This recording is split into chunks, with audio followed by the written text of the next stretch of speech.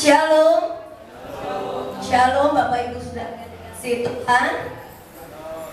Pada saat pagi hari ini kita bersuka cita kalau kita boleh ada dalam rumah Tuhan. Mari kita mau siapkan hati kita saat pagi hari ini. Saya undang jemaat Tuhan bangkit berdiri. Nanti saya undang Bapak Gembala untuk doa pembuka.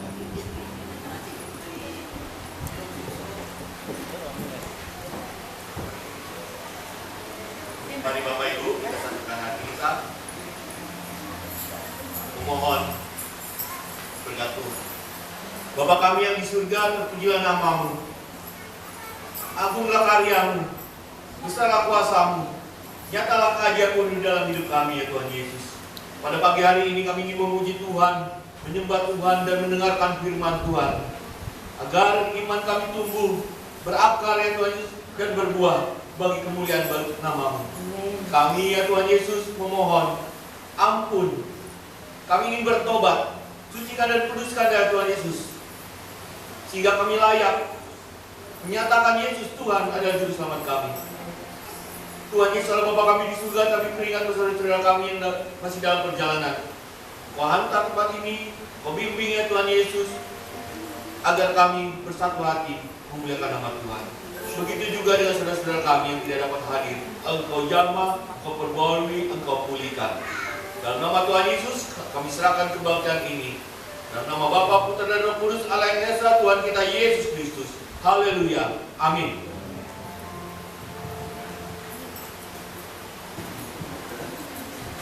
Tetap dalam hadirat Tuhan. Jemaat silakan duduk kembali.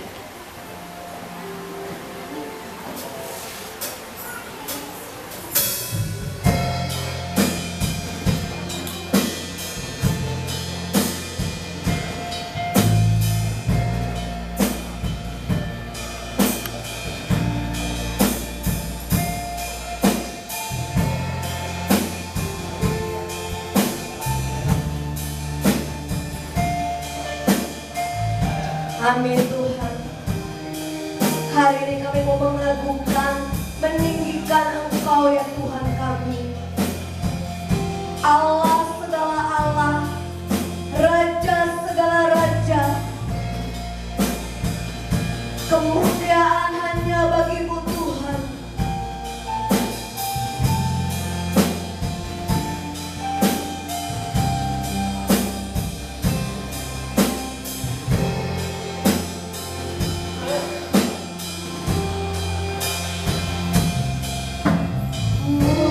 Mulia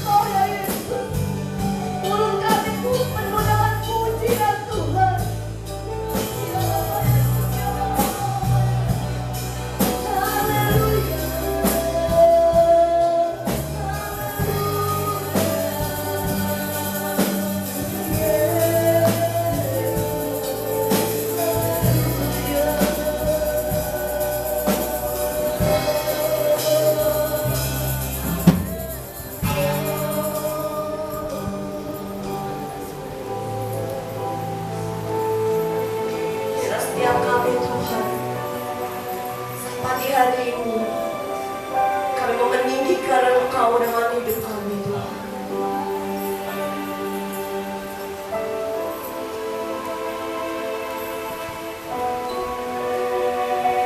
Sebab Kau layak.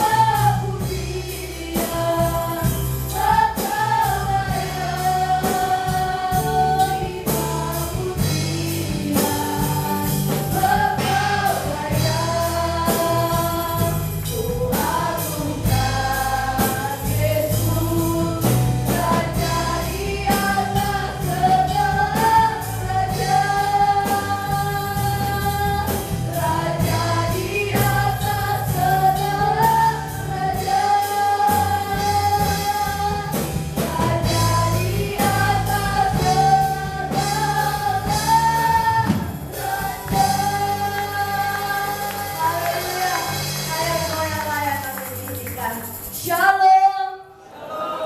Shalom. Bersukacita pada saat pagi hari ini. Amin. Amin. Orang yang bersukacita akan terlihat dari wajahnya. Mari Bapak Ibu, kita mau kasih kita mau kasih salam untuk rekan-rekan kita yang ada di sebelah kiri, sebelah kanan. Kita mau katakan tiba saatnya terang itu datang memenuhi setiap kita.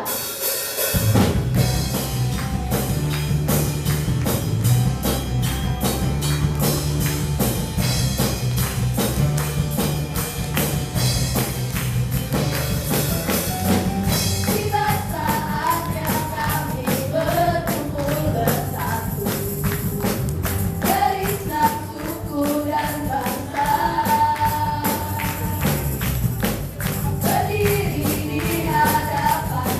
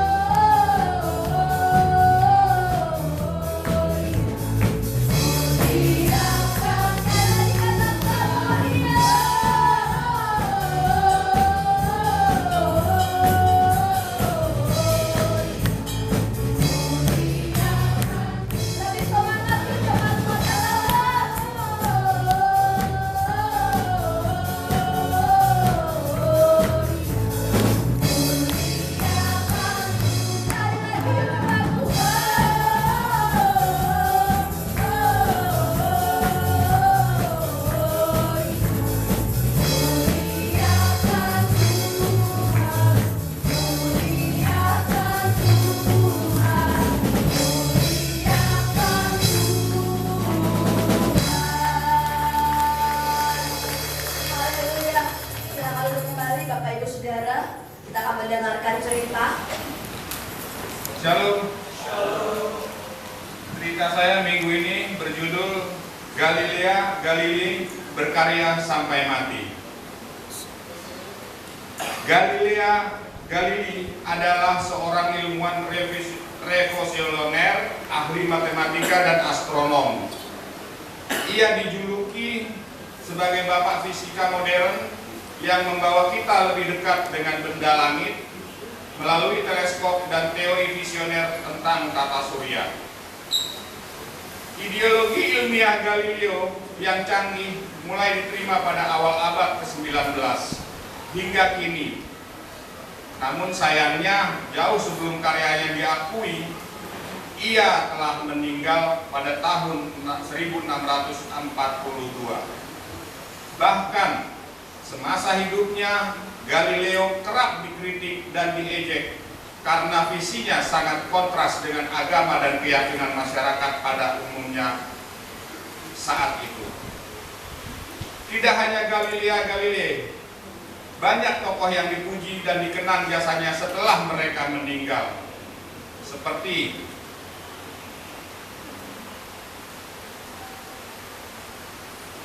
Franz Kafka adalah seorang novelis dan cerpenis berbahasa Jerman asal kota Praha yang berpengaruh dari abad ke-20.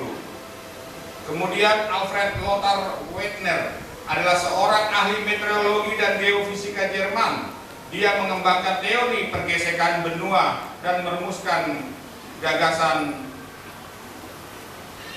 benua dan kemudian yang ketiga, Henry David Thoreau adalah seorang penulis dan filsuf asal Amerika Serikat.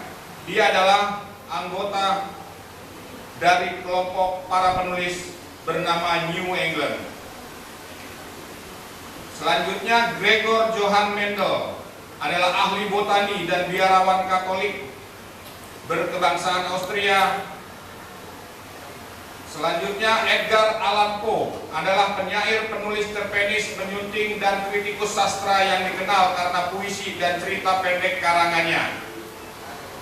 Lalu Vincent Willem van Gogh adalah seorang pelukis pasca impresionis Belanda yang menjadi salah satu tokoh paling terkenal dan berpengaruh dalam sejarah seni. Dan yang terakhir, Bapak B.J. Habibie. Dia adalah penemu pesawat terbang, bukan penemu ya, seorang ahli pesawat dari Indonesia. Dia menemukan teori bagaimana kapal selam itu bisa menyelam. Namun sayangnya teorinya dia dibajak oleh bangsa Jerman sehingga diakui bahwa temuannya itu adalah milik Jerman. Lalu dia menemukan juga bahwa ada pesawat yang sayapnya itu sering retak. Nah, dia menemukan teori itu sehingga memecahkan masalah dalam dunia penerbangan dan dia dijuluki di dunia penerbangan sebagai Mr. Crack. Dan namun sayangnya temuan Bapak B.J. Habibie ini sudah terwujud, yaitu pesawat CN-250. Namun karyanya ini tidak dapat dinikmati oleh seluruh bangsa Indonesia dan dunia karena perjanjian dengan IMF. Pada saat itu kita dalam keadaan krisis moneter sehingga IMF melarang pesawat ini untuk dikomersilkan. Dari tokoh-tokoh tersebut ada juga tokoh lain seperti semasa Tuhan Yesus, ya, sampai kepada Tuhan Yesus Kristus juru selamat kita. Semasa hidup Tuhan Yesus sering mengalami penolakan dan kuasanya tidak diakui. Latar belakang keluarganya yang sangat sederhana membuatnya diragukan sebagai pengajar dan yang berkualitas. Kesaksiannya dalam kebenaran menuai hujatan dan siksaan. Baru setelah ia mengalami kematian di kayu salib, orang merasa terpukul, dan sesudah seluruh orang banyak yang datang berkerumun di situ untuk tontonan itu melihat apa yang terjadi itu, pulanglah mereka sambil memukul-mukul diri. Itu tercatat di Lukas 23 ayat 48. Bapak Ibu yang dikasihi Tuhan Yesus, ini menunjukkan bahwa karya yang berkualitas tidak selalu mudah diterima. Tak jarang diperlukan pembuktian berulang kali untuk memuji kualitasnya. Tetapi karya yang luar biasa tidak akan pernah terwujud jika penemu atau penciptanya menyerah sebelum karyanya selesai. Karena itu jangan merisaukan tanggapan atau pengakuan orang. Selama visi kita tertuju pada kerajaan Allah, teruslah berkarya. Amin.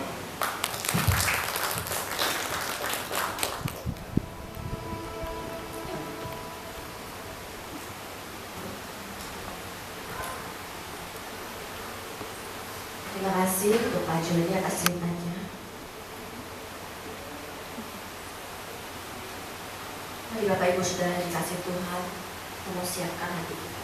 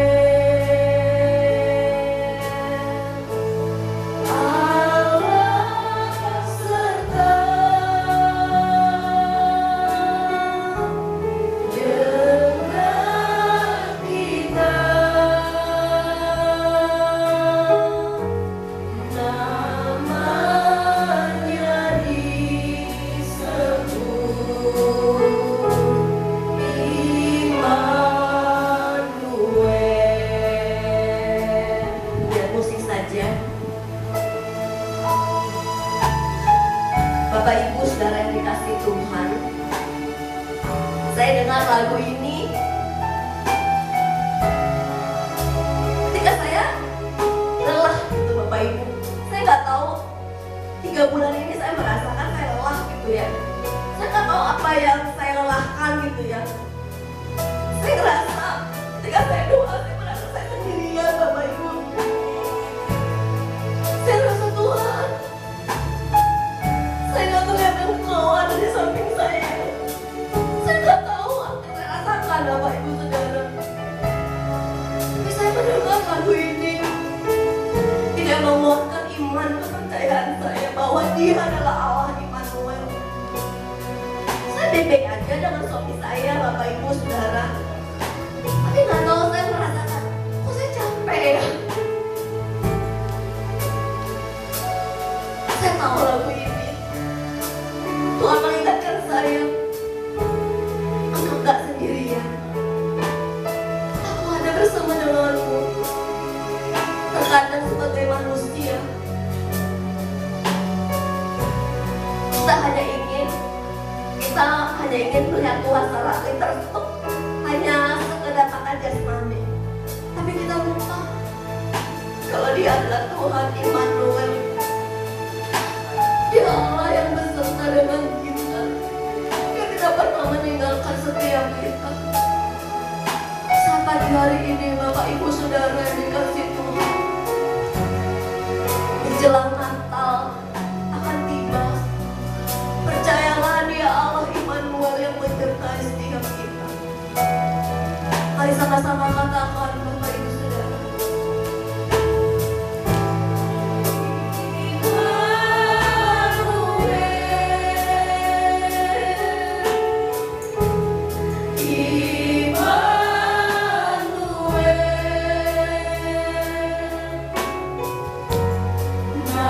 Namanya disebut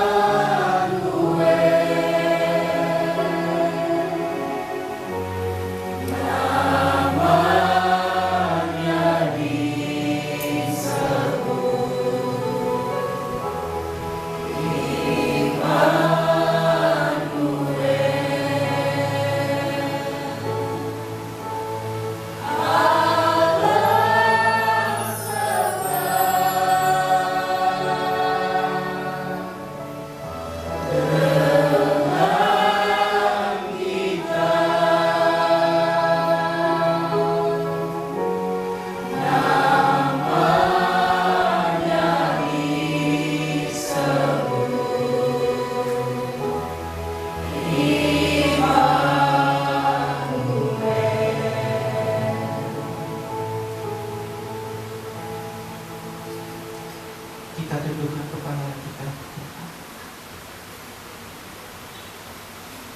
Engkaulah Allah yang beserta dengan kami.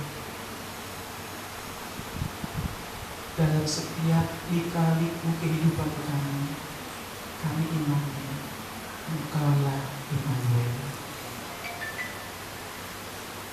Engkaulah Allah yang setia. Engkaulah Allah yang selalu ada di setiap kehidupan kami.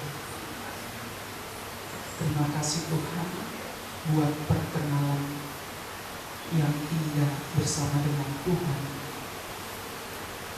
karena Engkau beserta dengan kami.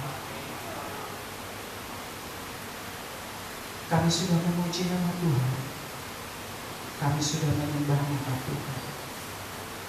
Kini kami akan mendengar, belajar, membaca sebagai daripada firman. Roh Kudus, kami undang turut serta di dalam penyampaian firman Tuhan. Hamba-Mu yang akan memperdengarkan dan jemaat-Mu yang akan mendengarkan, Kau urapi dengan kuasa sehingga kami boleh memahami dan menerapkan firman-Mu dalam setiap aspek kehidupan kami. Terima kasih Tuhan, kami siap mendengarkan firman Tuhan dan Allah beserta dengan kami. Terpujilah nama-Mu di dalam nama Tuhan Yesus. Kami sudah berdoa dan mengucap syukur. Haleluya. Amin. Silakan duduk Bapak Ibu Saudara terkasih nama Tuhan. Shalom. Shalom. Puji nama Tuhan. Hari ini di 3 hari menjelang Natal dan 2 hari menjelang malam Natal. Puji nama Tuhan, saya dipercayakan untuk membawakan firman Tuhan pada saat pagi hari ini. Di saat saya melihat jadwal saya untuk bulan Desember ini, sempat juga saya bertanya dalam hati, kira-kira nanti saya tanggal berapa ya? Ternyata tepat waktunya Tuhan menetapkan melalui gembalanya untuk saya berbicara tepat di tanggal 22 Desember. Tadinya saya sih pengennya tanggal 24 Desember, ternyata tanggal 24 Desember bukan hari Minggu. Biasanya tanggal 24 Desember itu kita melakukan atau merayakan malam Natal. Nah, ternyata untuk tahun ini belum ya. Dan mengapa saya katakan demikian? Karena tanggal 24 Desember itu adalah tanggal ulang tahun saya gitu. Jadi biasanya saya kalau bapaknya tanggal 24 Desember itu pada saat malam Natal di sini saya merasa bersyukur karena kita semua merayakan gitu. Tapi tahun ini ternyata Jemaat GDI Karawaci Baru tidak merayakan. Jadi saya bersyukur hari ini dipercayakan untuk membawakan kebenaran firman Tuhan tepat tanggal 22 Desember ya. Puji nama Tuhan. Dan banyak hal yang kita hadapi di dalam setiap kehidupan kita, lika-liku di dalam kehidupan kita, perjuangan di dalam kehidupan kita. Itulah yang namanya kehidupan. Tidak ada di dalam kehidupan tanpa berjuang. Tidak ada di dalam hidup kita tanpa melakukan hal-hal yang banyak kerikil-kerikilnya ya. Oleh karena itu kita tetap percaya dan tetap berusaha agar kita mengimani bahwa Tuhan Yesus adalah juru selamat. Yesus adalah juru selamat dan Tuhan. Itu yang harus kita imani. Mungkin kita sudah sering mendengarkan bahwa Yesus adalah juru selamat dan Tuhan. Sudah sering kita dengarkan di dalam khotbah, bahkan di dalam perkataan-perkataan keseharian kita, Yesus adalah Tuhan dan juru selamat. Kita sering mengatakan itu. Yang ingin saya sampaikan di dalam kebenaran firman Tuhan pada saat pagi hari ini adalah, mengapa dikatakan Yesus itu sebagai juru selamat? Dan mengapa dikatakan Yesus itu sebagai Tuhan? Itu yang akan kita pahami pada saat pagi hari ini. Kemudian apa saja yang akan kita lakukan setelah kita memahami bahwa Yesus itu adalah juru selamat dari Tuhan?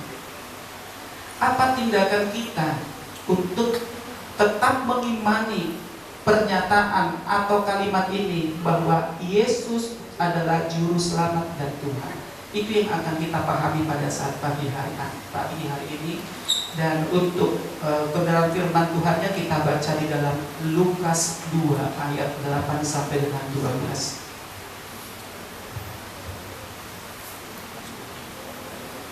Kita buka Alkitab kita di dalam Lukas 2 ayat 8 sampai dengan ayat yang ke-12. Dengan perikop atau dengan judul Gembala-Gembala. Ini penghantar kita untuk kita merayakan Natal. Ya, firman Tuhan ini sebagai penghantar untuk kita merayakan Natal nanti. Saya baca ayat yang ke-8, nanti Bapak Ibu Saudara-saudari terkasih dalam Tuhan membaca di ayat yang ke-9 dan bergantian, dan ayat yang ke-12 kita bersama-sama membacanya. Demikian bunyi firman Tuhan. Gembala-gembala. Di daerah itu ada gembala-gembala yang tinggal di padang menjaga kawanan ternak mereka pada waktu malam.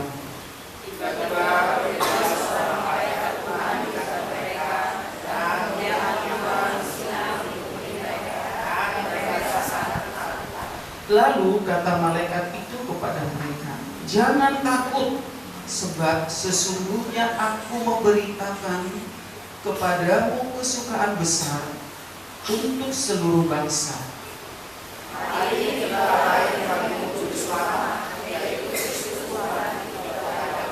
Sama-sama. Dan inilah tandanya bagimu, kamu akan menjumpai seorang bayi dibungkus dengan lampin dan terbaring di dalam padungan. Nah, ini firman Tuhan ini tidak jauh-jauh dari pesan-pesan Natal atau sering kita dengarkan pada saat khotbah, ya, atau firman yang disampaikan pada saat Natal. Yang menjadi inti pemberitaan firman Tuhan yang akan saya sampaikan adalah di ayat yang ke-11. Ayat yang ke-11 dikatakan demikian, saya baca untuk kita semuanya. Hari ini telah lahir bagimu juru selamat, yaitu Kristus Tuhan di kota Daud.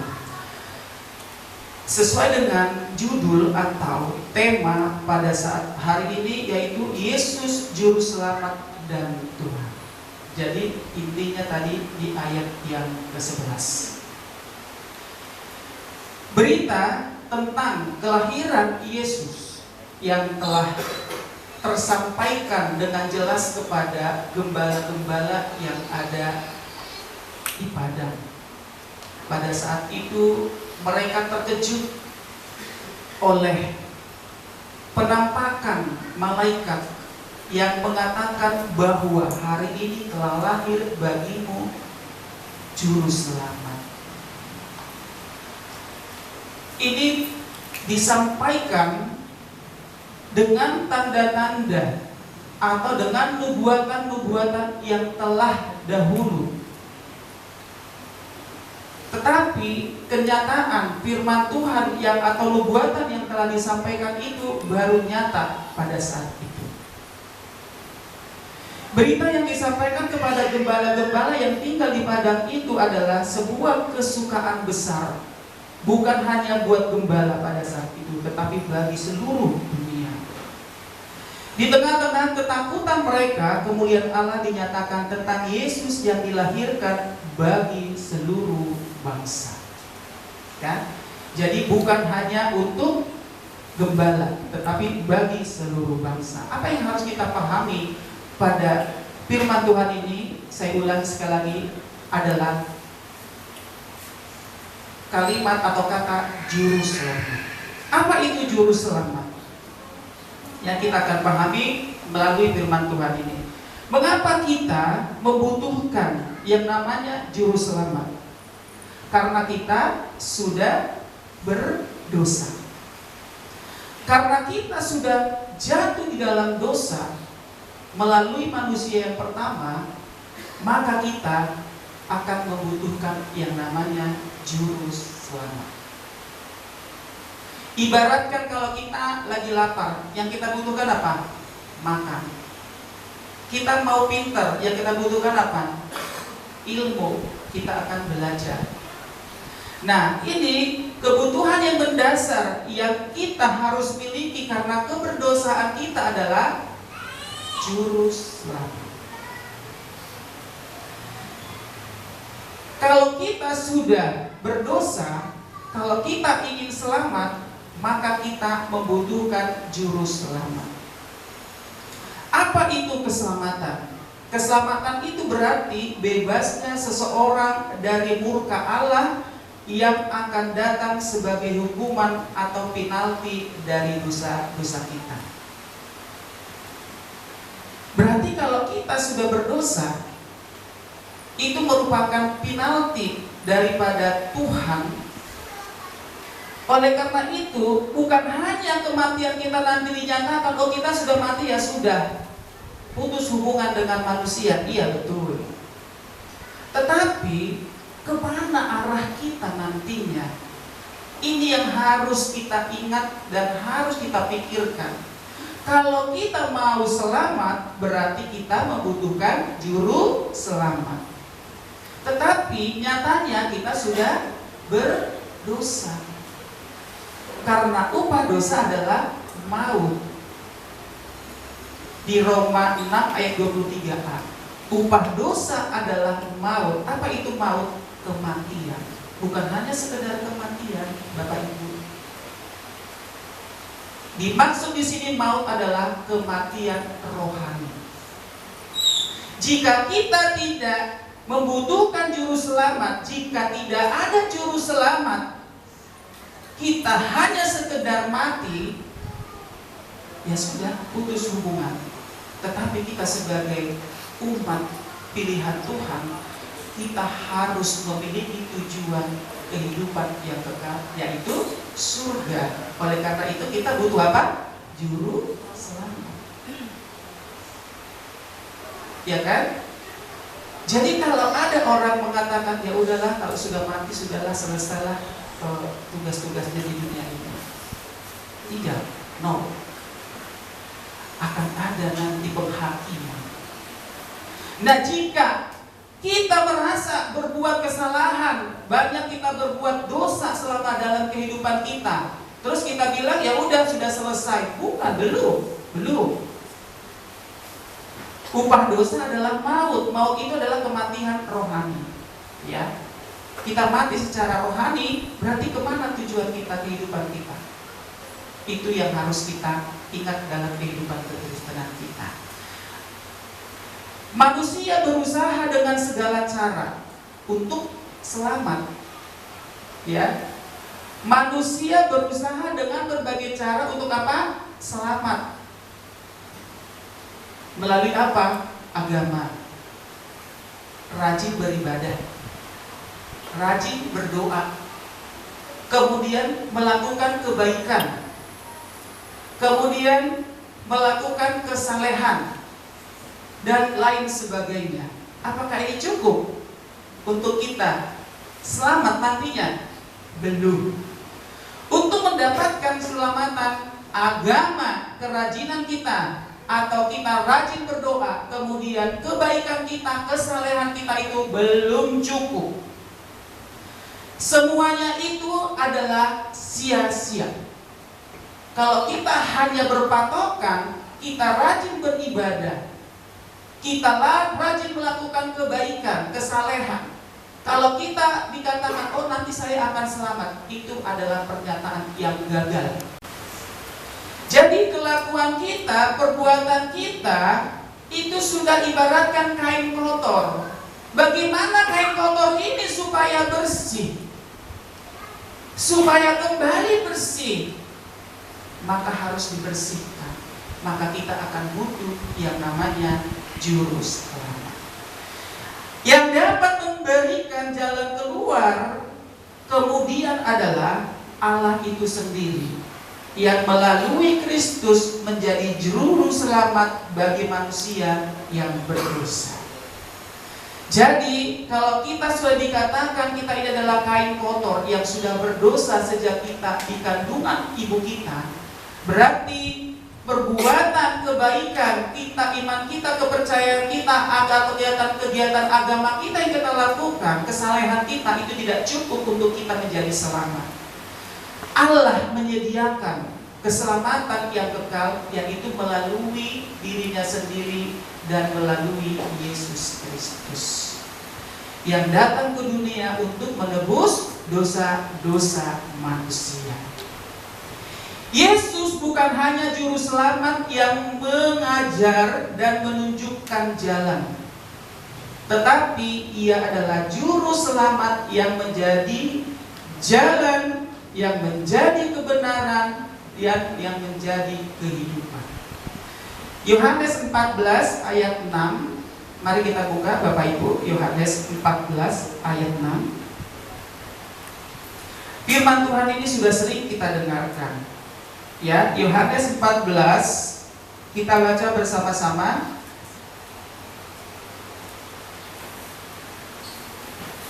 Yohanes 14 ayat yang ke-6, demikian bunyi firman Tuhan, 2-3, iya. Kata Yesus kepadanya, Akulah jalan dan kebenaran dan hidup. Tidak ada seorang pun yang datang kepada Bapa kalau tidak melalui Aku. Jadi Yesus itu bukan hanya sekedar jalan, tetapi Yesus adalah kebenaran dan kehidupan yang kekal. Dialah juru selamat kita. Jadi jika kita menyatakan saya ini adalah orang berdosa, kita sadar diri bahwa kita adalah manusia yang berdosa, kita membutuhkan juru selamat. Jangan sekali-sekali kita berpikir bahwa melalui kegiatan kita rajin ke gereja seperti ini, kemudian kita melakukan kebaikan, kemudian kita melakukan kesalehan, itu belum menyatakan bahwa kita ini selamat dari dosa-dosa kita. Yang menyatakan kita selamat dari dosa-dosa kita adalah kita mengimani bahwa Yesus adalah juru selamat, itu intinya. Oke, itu adalah tentang juru selamat. Terus kemudian bagaimana, ya? Bagaimana slide selanjutnya? Bagaimana nasib orang dari agama lain? Akankah mereka diselamatkan? Bagaimana kalau hidup mereka lebih baik daripada orang Kristen? Banyak kan yang kita lihat di luar sana mengaku anak Tuhan, mengaku orang Kristen, tapi kelakuannya bukan anak Tuhan. Malah kalau kita lihat di luar sana, banyak yang lebih baik atau lebih saleh atau lebih agamais agama lain dibandingkan dengan diri kita. Ya, terus bagaimana pernyataan ini? Bagaimana nasib orang atau agama lain yang tidak mengakui bahwa Yesus adalah juru selamat? Bagaimana ini? Alkitab memberi jawaban. Tidak ada keselamatan di luar Yesus. Tidak ada keselamatan di luar Yesus, karena Ia adalah anak Allah, satu-satunya yang dapat menyelamatkan. Berbahagialah kita yang percaya kepada Tuhan Yesus, karena kita akan selamat.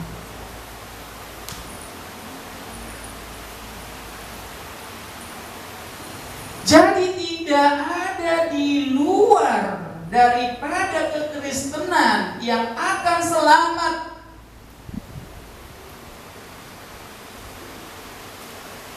Sekali lagi, tidak ada di luar kekristenan yang akan selamat.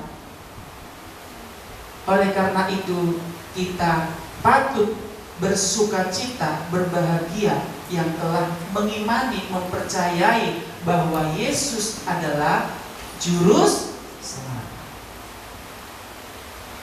Jadi kalau ada orang mengatakan,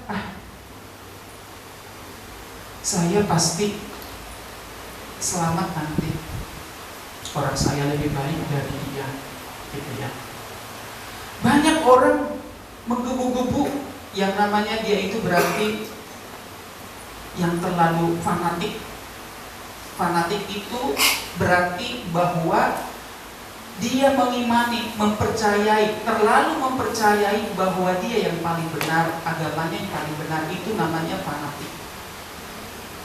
Kita sebagai orang Kristen tidak boleh fanatik. Walaupun pernyataannya bahwa kita percaya kepada Yesus, itu kita menandakan kita juga selamat. Tetapi bagaimana implementasinya kepada orang-orang di sekitar kita? Benar nggak kita orang Kristen yang dinyatakan sudah selamat tadi?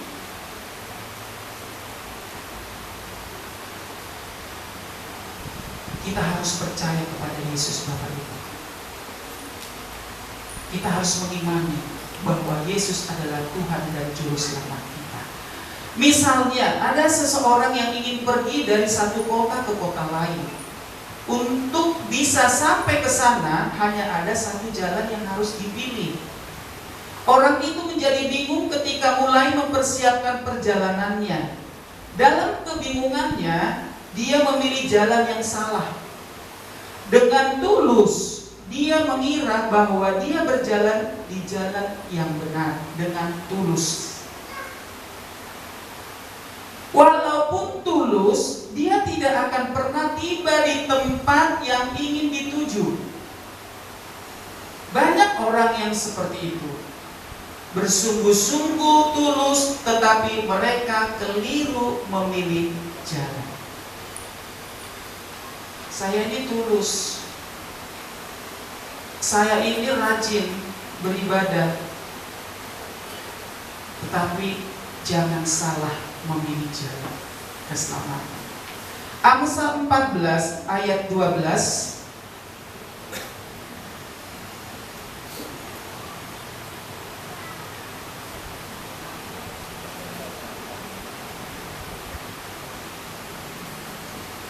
Amsal 14 ayat 12, demikian bunyi firman Tuhan, saya bacakan. Ada jalan yang disangka orang lurus, tetapi ujungnya menuju maut. Kita lihat di sana, kayaknya enak tuh di sana, lurus di sana, banyak bunga-bunganya, kemudian kayaknya enak tuh kehidupan di sana. Tetapi itu adalah menuju maut. Kemudian Kisah Para Rasul 4 ayat 12.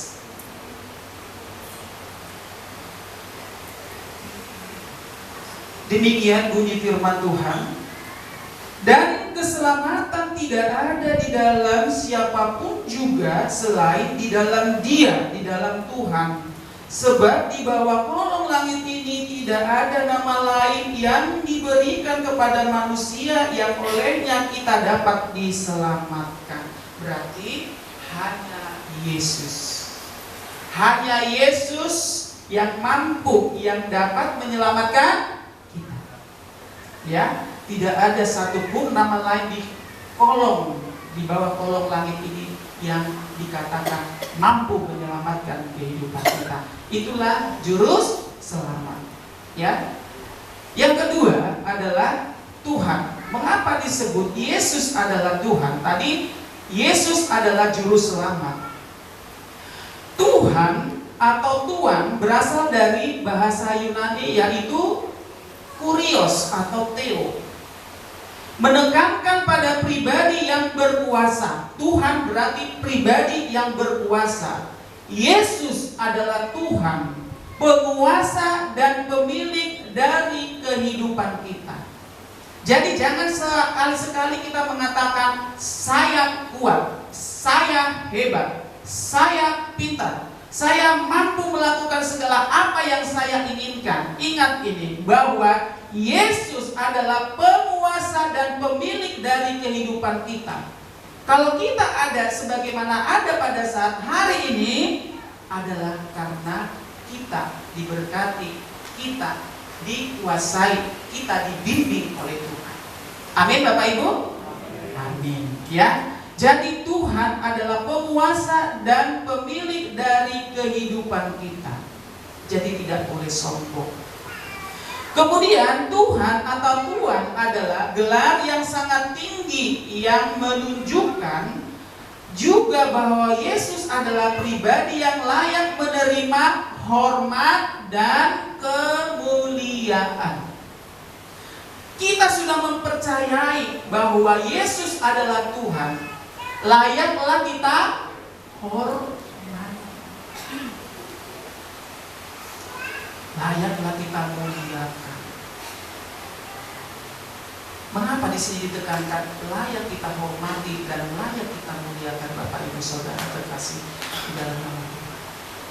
Sebab banyak orang di luar sana datang ke gereja hanya menghormati gembalanya, takut kepada gembala, takutnya di absen hari Minggu ini tidak masuk. Terus kemudian dia hanya datang sekedar ke gereja untuk menunjukkan harta bendanya.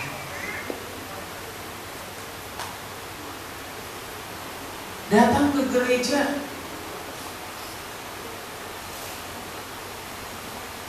gestur tubuhnya, cara bicaranya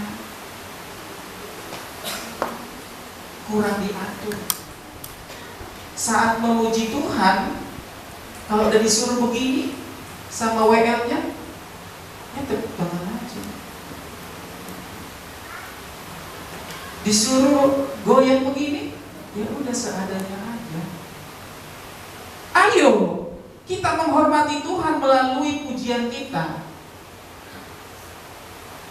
Kita memuliakan nama Tuhan lewat pujian-pujian kita. Jadi kita hanya datang ke gereja bukan sekedar hanya kita mau, ya udah rutinitas saja, ya kan? Bukti bahwa kita adalah mengakui bahwa Yesus adalah Tuhan, kita harus menghormati, kita harus menghargai, kita harus memuliakan Tuhan. Kalau saya melihat kemarin itu di internet, di Facebook atau di mana lagi ya, saya lihat di penjara, kemudian saya lihat di rumah sakit. Yang di rumah sakit paling luar biasa, yang mungkin lagi di pakai infus, mereka merayakan Natal, memuji nama Tuhan.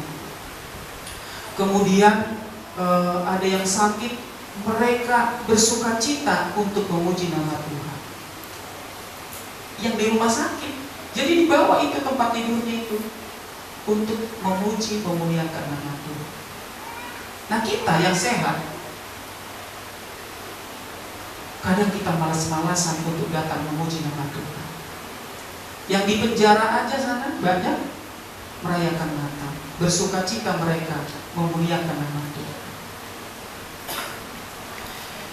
Kalau kita sudah tahu bahwa gelar yang tinggi yang sudah diberikan kepada Yesus, yaitu sebagai Tuhan, yang memiliki pribadi yang layak menerima hormat dan kemuliaan, kita sebagai orang yang percaya kepada Tuhan harus menerapkan ini dalam kehidupan kita keseharian. Jangan sampai dilihat orang, oh dia itu ya. Atau kalau dalam persekutuan, dalam pekerjaan, kalau kita sudah datang, oh dia datang ya. Hati-hati, kita jangan banyak ngomong, nanti akan nyampe ke orang lain.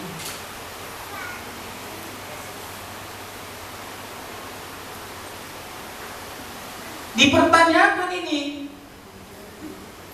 percaya kepada Yesus atau percaya kepada yang lain? Dimanapun kita harus menjadi berkat, karena kita sudah hormat kepada Tuhan. Itu maksudnya. Kemudian jika Yesus adalah Tuhan bagi kita, maka kita tidak lagi hidup sesuai dengan kehendak diri kita sendiri, melainkan menyesuaikan diri dengan kehendak Tuhan.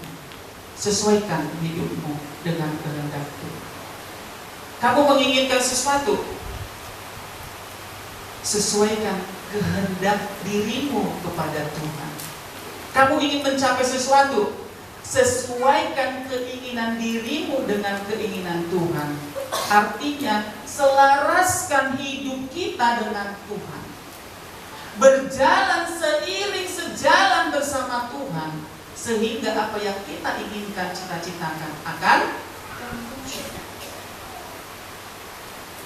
Jadi kalau kita lihat orang, oh dia udah sukses begini ya, kita melihat kesuksesannya saja. Kita tidak tahu bagaimana proses untuk menuju kesuksesan itu. Kita hanya melihat, oh enak ya sekarang ya. Oh enak ya dia hidupnya sekarang ya. Mungkin kalau jemaat lama di sini Bapak Ibu, karena saya lihat di sini kan sudah sekitar 60% ya, 60% sudah jemaat yang lama. Yang lainnya itu yang baru sisanya. Kalau mungkin yang jemaat lama itu pasti tahu siapa saya. Saya di gereja ini tahun 2003. Berjemaat di sini tahun 2003. Selama saya berjemaat di sini, dulu masih ada yang namanya kesaksian-kesaksian ya, betul ya. Kalau kita begini kan ada kesaksian. Saya paling sering bersaksi. Bosan kali orang melihat saya. Ya Kak Ros ya, dulu ya. Pasti sampai mau bersaksi. Rajin saya itu dulu. Maju saya ke sini. Terus bersaksi. Apa yang saya saksikan? Kemurahan Tuhan bagi saya. Jadi kalau ada orang bilang gini ke saya ya, sekarang ini ya kalau datang, enak kau ya sekarang ya, ya kan? Ya sekarang aja dilihat enak. Dulu bagaimana perjuangan saya? Jadi kalau dikatakan orang-orang nggak percaya kalau dulu itu masa lalu saya itu menyakitkan, orang-orang nggak percaya. Dikirainnya saya ini berasal dari keluarga yang mapan. Orang kamu sekarang begini berarti keluarga mapan. Karena saya lihat rata-rata, kadang saya minder kalau di sekolah itu mindernya kenapa? Kalau saya lihat teman-teman saya itu, rekan sekerja saya, pasti mereka rata-rata berasal dari keluarga yang mapan. Mungkin hanya saya saja yang tidak mapan. Iya kalau saya lihat, rumahnya ada di sana, kemudian orang tuanya dulu guru, orang tuanya dulu bekerja begini, kemudian dia dulu kuliah di tempat yang bagus. Kalau saya, lain ceritanya. Bahkan kalau makan dulu ikan nasi kepalanya aja sudah enak kita makan dulu. Ya kan? Kalau saya dulu. Karena apa? Susahnya kehidupan. Jadi kalau saya yang saksikan itu adalah itu dulu waktu saya suruh bersaksi. Jadi saya sangat bersyukur kepada Tuhan. Karena apa? Saya mengimani bahwa Yesus adalah Tuhan dan Juru Selamat saya. Maka saya seiring sejalan terus-menerus bersama dengan Tuhan. Kalau saya mau ujian dulu, saya gini, Tuhan, mungkin saya tidak paham, tapi Tuhan akan memberikan hikmat kepada saya. Dulu saya, gitu kan? Jadi segala sesuatu yang akan saya lakukan, pasti saya mengundang Tuhan untuk turut serta di dalam kehidupan saya. Sehingga kalau orang berkata, ini enak kamu ya sekarang ya, sudah bagian daripada pemerintah gitu ya. Enak memang, tapi itulah proses daripada kehidupan. Jadi kehidupan kita yang sekarang ini adalah bukan milik kita. Hidupku bukannya aku lagi, tapi Yesus ada di dalam kehidupan kita. Tapi Yesus dalamku. Ya, jadi jangan kita merasa bahwa kita ini kuat, kita bisa ada sampai sekarang karena kekuatan kehebatan kita. Kita harus menyesuaikan diri kita kepada Tuhan, agar apa yang kita kehendaki juga menjadi kehendak Tuhan bagi kehidupan kita. Tuhan atau Tuhan juga berarti penguasa. Jalan hidup kita sekarang ditetapkan oleh Dia yang memiliki hidup kita. Natal adalah waktu terbaik untuk memberikan kembali hidup kita sebagai persembahan bagi Tuhan. Natal, momen kelahiran. Natal artinya lahir. Kita lahir di dalam Tuhan. Jadi kalau yang namanya, ada ibu Natalis ya, Natalis itu nama yang bagus. Ya, Natal, lahir.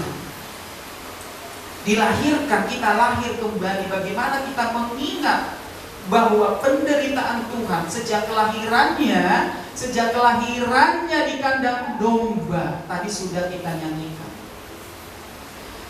Ya, kelahirannya di kandang domba sampai mati menebus dosa-dosa kita.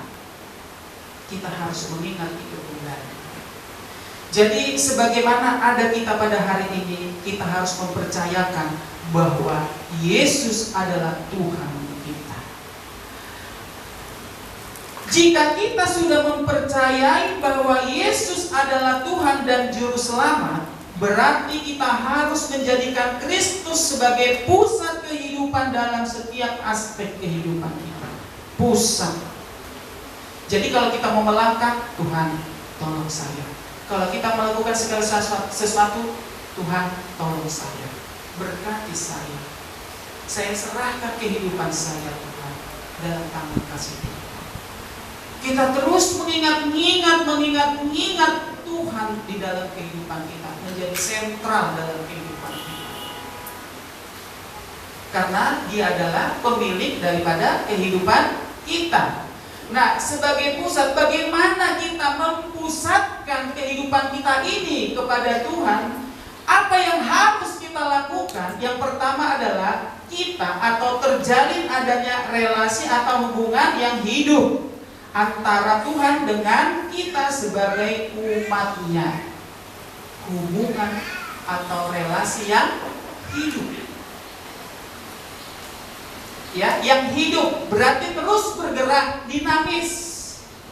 Coba kita baca dalam Roma 12 ayat 1 sampai dengan ayat yang kedua.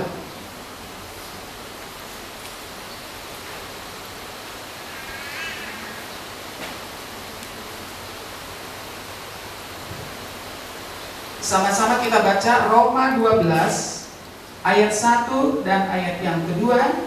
Demikian bunyi firman Tuhan.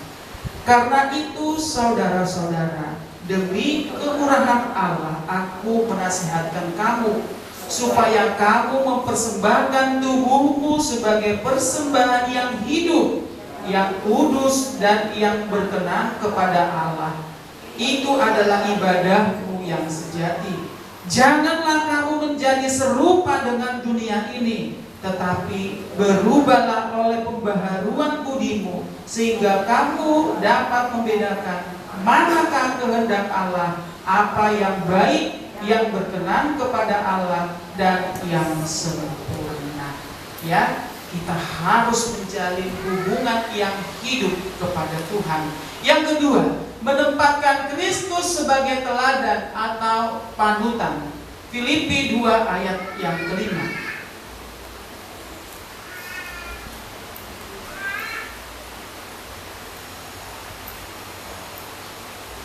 Filipi 2 ayat yang kelima, demikian bunyi firman Tuhan bersama-sama. Hendaklah kamu dalam hidupmu bersama menaruh pikiran dan perasaan yang terdapat juga dalam Kristus Yesus, bahwa Yesus adalah sebagai teladan dan panutan bagi kehidupan kita. Yang terakhir, menempatkan Kristus sebagai tujuan dalam hidup kita. 1 Korintus 10 ayat yang ke-31. Ayat yang terakhir.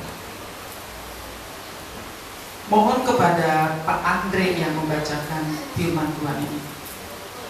Menempatkan Kristus sebagai tujuan dalam hidup kita.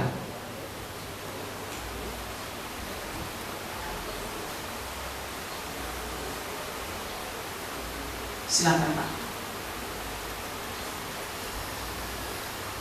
Ayat yang ke-21. Demikian aku menjawab, jika engkau makan atau jika engkau minum atau jika engkau melakukan sesuatu yang lain, lakukanlah semuanya itu untuk kemuliaan Allah. Amin. Jika kita lagi makan, lagi minum, dalam aktivitas apapun kita lakukan untuk kemuliaan bagi nama Tuhan. Adakah dalam pikiran kita melakukan kesalahan yang kecil ada? Adakah kita merasa bersalah Bapak Ibu? Ada enggak? Ada. Kalau kita benar-benar dekat kepada Tuhan, ya, kita mohon ampun. Mungkin tidak kita utarakan kepada orang yang telah kita perbuat salah, tetapi kita mohon ampun di dalam hati kita, Tuhan, aku sudah melakukan ini, melakukan ini, melakukan ini. Jadi hidup kita adalah milik Tuhan. Jadi apa yang kita lakukan, segala aspek kehidupan kita itu harus kita tunjukkan bahwa kita adalah milik Tuhan. Oleh karena itu kita memuliakan nama Tuhan lewat segala aspek kehidupan kita. Amin Bapak Ibu? Amin. Ya, kita lihat video yang akan ditampilkan. Ini sesuai dengan pernyataan daripada Ibu Desi tadi. Dalam kesendirian, akuilah Yesus Juru Selamat dan Tuhan. Silakan. Yang tidak pernah meninggalkan kehidupan kita.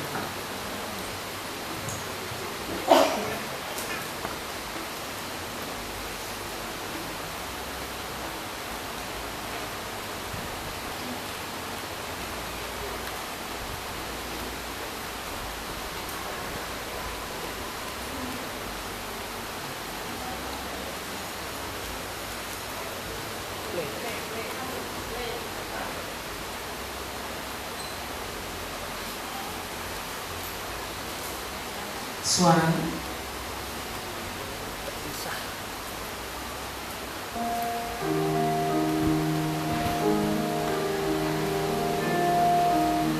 saya yakin bahwa ini adalah peta yang Dia berikan kepada saya, diberikan Tuhan, perjalanan kehidupan seseorang. Peta itu akan membawamu menuju, ikuti dan semuanya akan baik-baik saja. Itu kata Tuhan.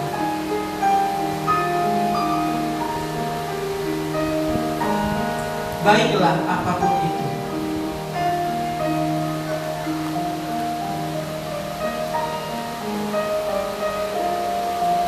Aku akan menuruti Tuhan Yesus.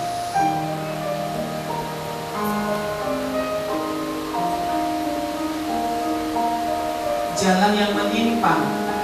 Ada dua jalan, jalan yang mudah dan jalan yang bergelombang. Mana yang akan dipilih? Jalan lurus.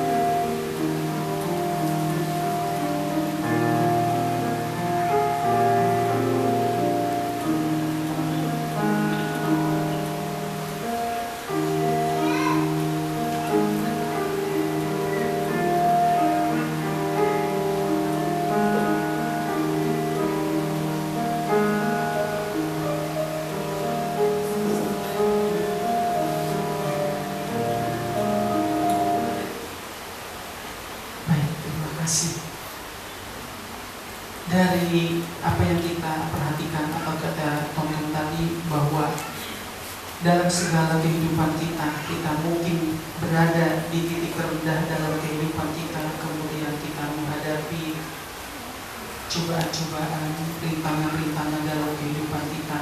Kita setia memilih atau kita setia kepada Tuhan dan kita memilih jalan yang benar. Walaupun bergelombang, tetapi kita menuju jalan keselamatan yang benar. Kalau kita percaya Yesus adalah Tuhan dan Juru Selamat kita, maka kita akan mendapatkan kado terindah daripada Tuhan jika kita percayakan kehidupan kita, perjalanan kehidupan kita hanya kepada Tuhan Yesus. Amin. Itulah firman Tuhan pada saat hari ini.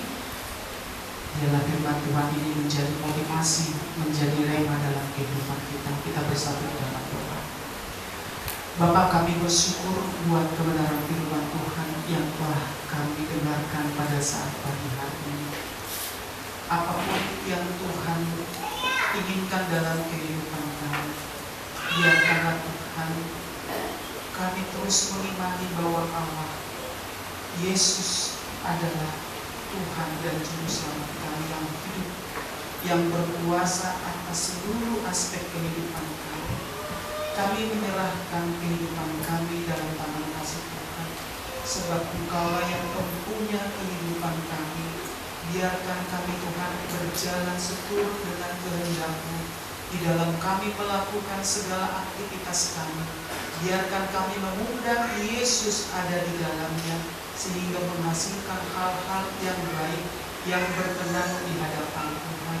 Terima kasih ya Bapa di surga. Biarlah iman kami senantiasa bertumbuh, agar kami boleh Tuhan menikmati apa yang hendak Tuhan berikan di dalam kehidupan kami. Terpujilah nama-Mu Bapa. Di dalam nama Tuhan Yesus Kristus kami sudah berdoa dan mengucap syukur. Haleluya.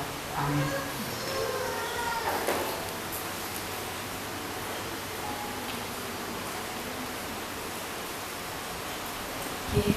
Kami mengucapkan terima kasih kepada Bapak Benet Tompu yang sudah menyampaikan firman Tuhan.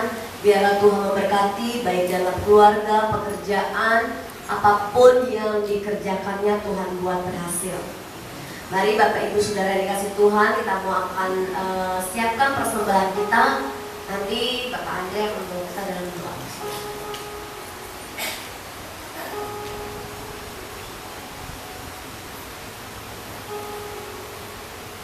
Mari siapkan persembahan kita akan persembahan. Kami mengucap syukur Tuhan. Pagi hari ini kami boleh menaikkan pujian, syukur, penyembahan kami.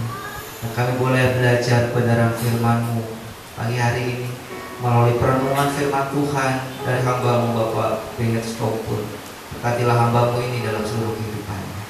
Dalam nama Tuhan Yesus Bapa, Allah yang telah memberkati kami sepanjang minggu ini. Dan Tuhan, kami akan memberikan persembahan ucapan syukur kami di hadapan-Mu Tuhan untuk pekerjaan-Mu yang lebih besar lagi di tempat ini. Tuhan, kiranya Kau memberkati setiap tangan-tangan kami, setiap tangan yang telah mengangkat persembahan ini Tuhan. Karena hidup kami tidak tergantung dari apa yang kami pegang ini, tetapi hidup kami tergantung kepada Allah yang memegang hidup kami. Terima kasih Tuhan Yesus, terima kasih Bapa. Kami mengucap syukur, kami berikan persembahan kami di dalam nama Tuhan Yesus Kristus. Haleluya. Amin.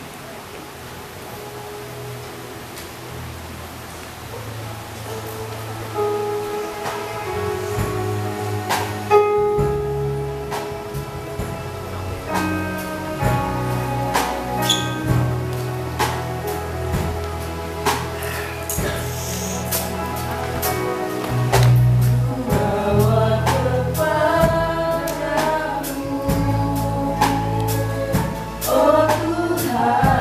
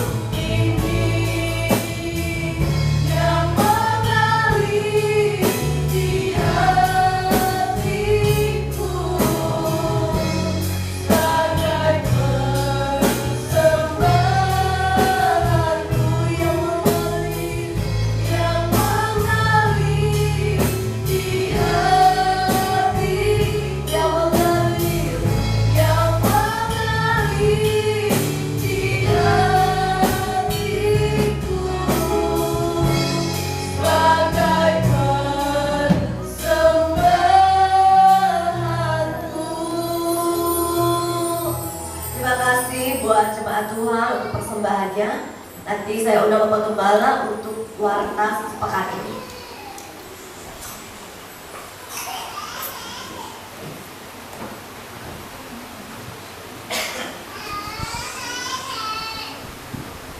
Puji Tuhan, terima kasih atas persembahan Bapak Ibu. Kiranya nama Tuhan dimuliakan dan nama Tuhan ditinggikan. Tuhan selalu melihat kehidupan kita dan menyertai kita. Dan terima kasih untuk Bapak Ben Stovil yang telah membawakan firman Tuhan. Kiranya nama Tuhan dimuliakan dan ada pertobatan, ada jiwa-jiwa dimenangkan dan nama Tuhan dimuliakan juga. Bapak Ibu, yang pertama ada pengumuman.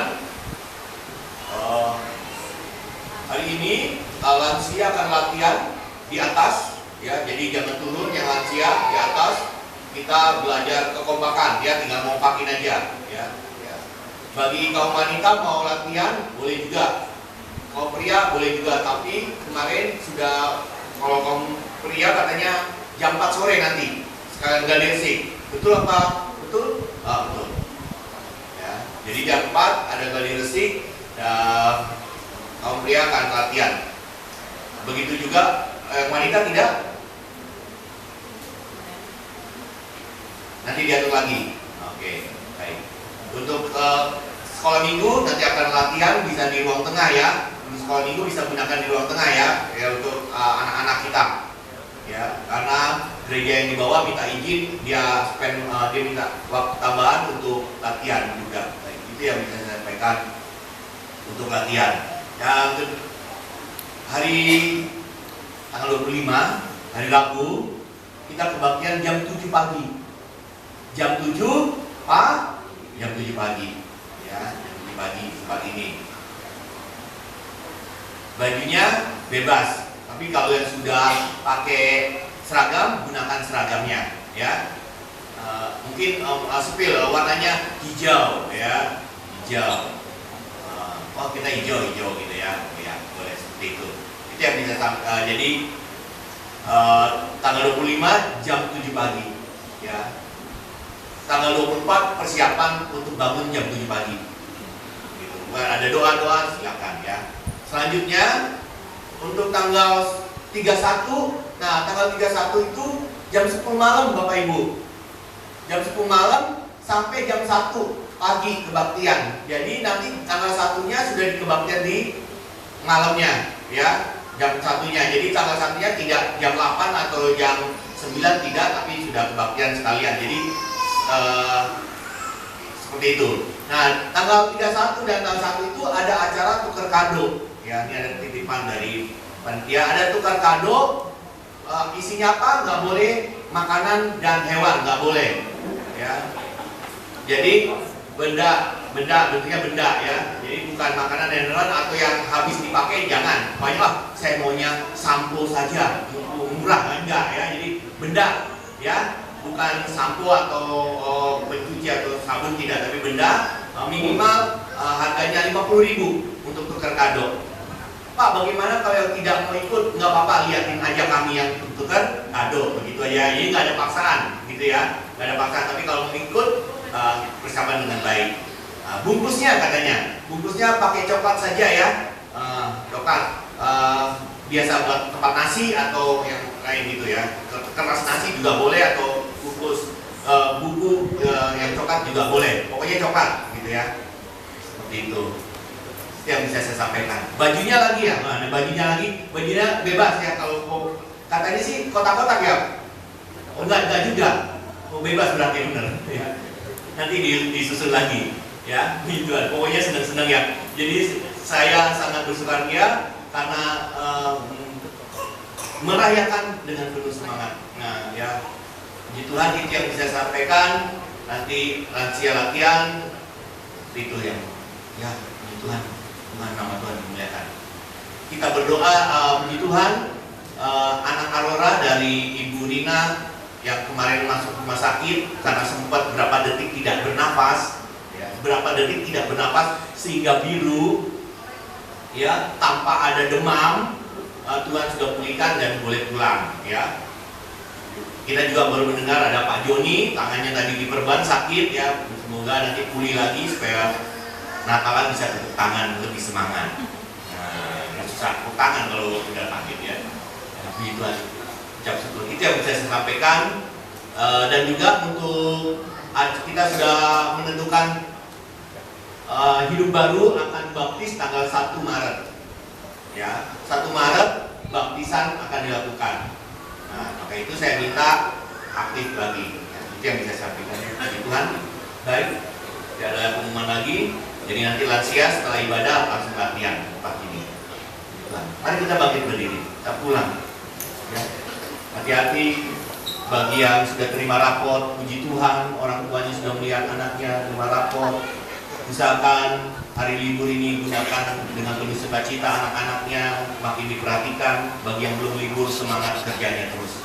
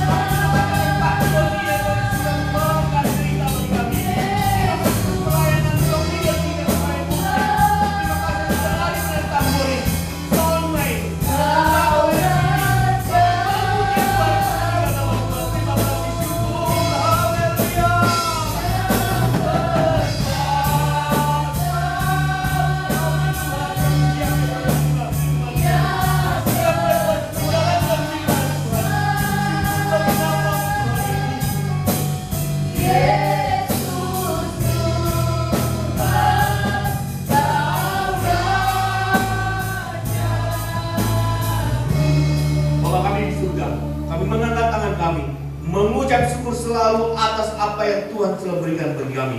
Tuhan memberikan badai, kami yakin Tuhan memberikan kekuatan. Tuhan memberikan kami gelombang, kami yakinnya Tuhan kami dapat menelusuri gelombang tersebut. Tuhan berikan sakit penyakit, Tuhan memberikan kami iman yang kuat. Hanya padamu kami berserah. Tuhan Yesus, angkat segala sakit penyakit kami, pulihkan kami, kabulkan segala permohonan cita-cita kami dalam nama Tuhan Yesus Kristus. Mari kita mengangkat tangan kita pada Tuhan. Naikkan syukur baginya. Ucapkan terima kasih pada Tuhan. Karena dialah yang mempunyai langit dan bumi. Dialah pencipta kita semuanya. Tuhan Yesus memberkati kita dan melindungi kita. Tuhan Yesus menyinari kita dengan wajahnya dan memberi kita kasih karunia. Tuhan menghadapkan wajahnya kepada kita dan memberi kita damai sejahtera.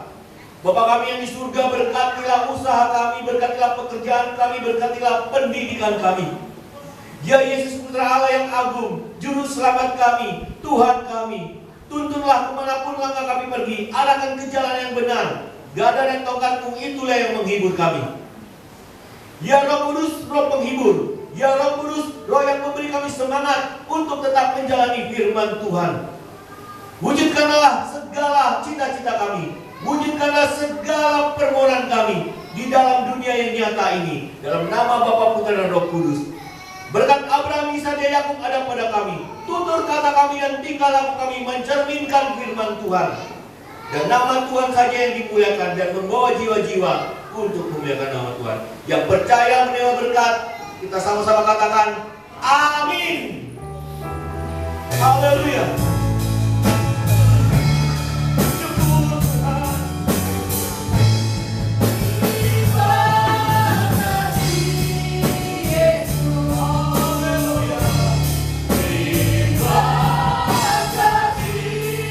Yesus